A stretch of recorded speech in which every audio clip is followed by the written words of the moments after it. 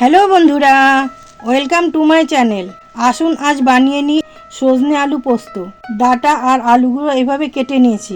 এরপর শিলনোড়াতে পোস্ত আর কাঁচা লঙ্কা মিহি করে বেটে নিলাম। কড়াতে তেল গরম হয়ে গেছে, গরম তেলে দিয়ে দিলাম সামান্য কালো জিরা ফোড়ন।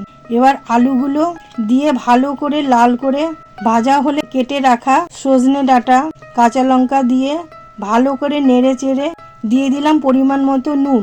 আবার একটু ভালো করে নেড়ে চেড়ে সেদ্ধ হওয়ার জন্য ঢেকে দিলাম। আমি কিন্তু এতে কোনো হলুদ দেব না। ঢাকনা খুলে আবার একটু ভালো করে নেড়ে চেড়ে দিয়ে দিলাম মশলা ধোয়া সামান্য জল। আরও কিছুক্ষণ রান্না হওয়ার পর এই দেখুন সজনে ডাঁটা আর আলুগুলো কি সুন্দর সেদ্ধ হয়ে নরম হয়ে গেছে।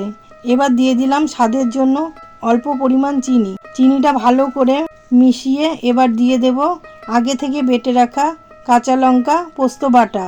এরপর আরও একটু ভালো করে মিশিয়ে নামিয়ে নিলাম। তৈরি হয়ে গেল সজনে আলু পোস্ত।